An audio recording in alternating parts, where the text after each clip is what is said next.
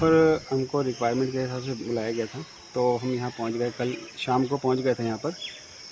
तो उसके बाद से हमने आज अपना इक्विपमेंट, जिस हिसाब से हम सामान लाए थे उसको अपने मेंटेन करना था, तो आज सुबह आकर सबसे पहले अपने इक्विपमेंट्स को मेंटेन किया है।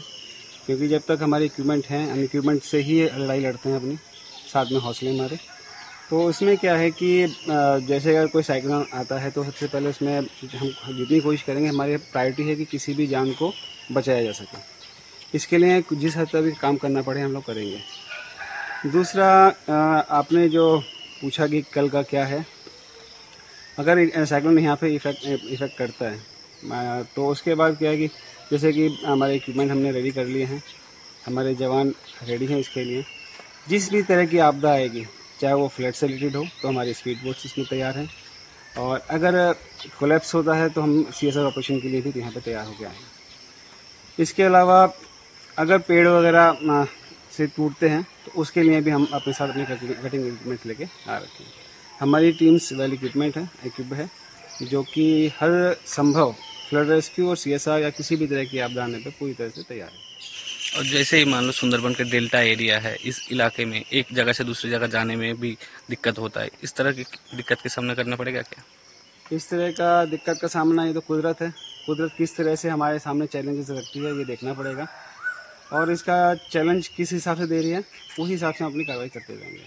अगर मान लिया रास्ता हमें ब्लॉक मिले तो अपने ब्लॉक को हम क्लियर करते हुए खुद जाएंगे। इसके अलावा कहीं पर भी अगर कोई जवान हमारा कोई इंसानी या जानवर की किसी की भी जान, जहाँ पे कुदरत की भी दी जान है, उसको बचाने के लिए हमें कुछ भी करना पड़ता है, हम हर कार्रवाई करेंगे। अभी तक यहाँ पर कितना जवान तैनात किया? हमारी पूरी एक टीम तैनात है यहाँ पर, और टीम हमारी पूरी तरह से रेडी है।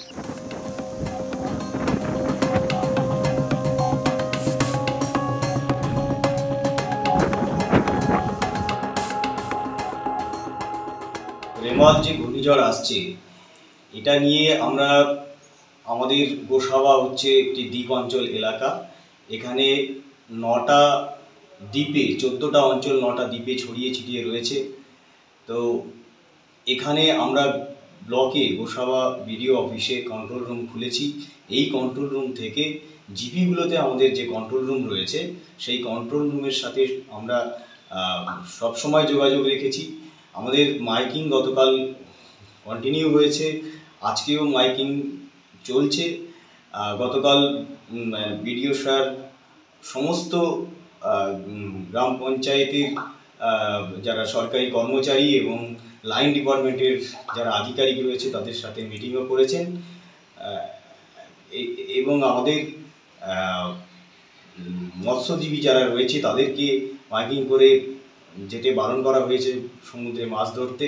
যারা ভালনারেবল বিভিন্ন এলাকায় রয়েছে তাদেরকে কিভাবে আমরা কোন কোন শেল্টারে আমরা তুলে আনতে পারবো, এলাকা ভিত্তিক তার একটা আইডেন্টিফাইড মানে রেস্কিউ শেল্টারের তালিকাও রয়েছে।